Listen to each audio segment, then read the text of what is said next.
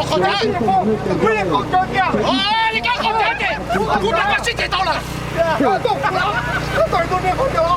哎，哇，我那个是捡到了。啊，那个口罩的，我那个捡到了啦。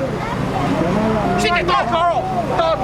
到了下个梦这边的，那个是的，但要嘛，要捡我捡到多了，那个口罩啦。哎呀。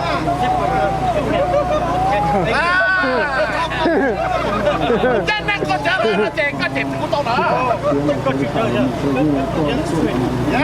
真係個仔啦，那就要了，那就那个。我都写了个差不多，要他帮着比你写了个写了嘛，我都写了，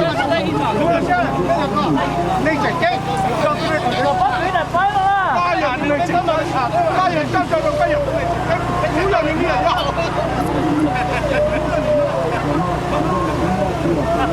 我去找到了，然后加了，然后那口罩了，这谁在刀？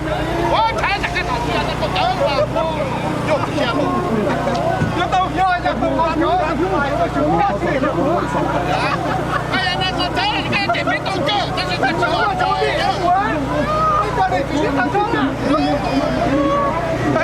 This gonna be entertaining on YouTube and your center stage. 太古的了，那太古这讲那个就对了，我直接打赌了。我买这么长的那个是的啥？Hey, everybody on YouTube! This is what happens when you get a master's degree. Okay, this is what happens when you don't have a degree. 你做啊，你讲得对了，这些人都你讲起对了。你从来我讲对的，都你讲起对，这真忘了啦，这真忘了啦，这真忘了啦。This is going to be entertaining on YouTube. Yeah, YouTube. I'd love to see it. 赌那个啦，你中途赌那啦，bankruptcy 啦。Master's degree! I think he lives on Town Line Road, by the way.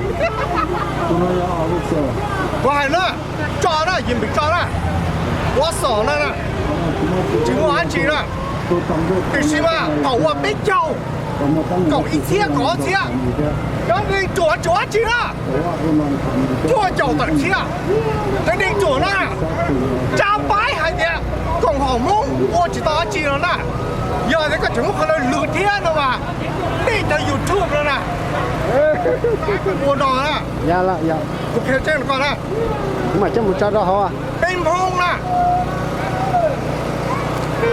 好，我还爹，我是正经，寂寞你都还是，就是文昌夜你可以不做了，要不做了就做了，落单可不你了。Robert có xỉu muốn nhà bỏ chạy ta cho nhà mình lọt tay một chúa tay một lọt ta cái gì thay rồi không cái gì mà lọt Robert có xỉu đó mới là lọt bỏ chạy ta thôi đó tỏ ca rồi đó chỉ mua chỉ chủ xỉ nữa tao hoa lỡ chỉ tao nhẹ rồi đó lấy tôi trả bài đó giờ thì có cho YouTube có chỉ tao còn đó đóแต่กูให้เดียนได้จะกลายจะจิ้มว่าจะเกี่ยวเลยนะยาละยาโอ้เดือดนะว่าเลยละมา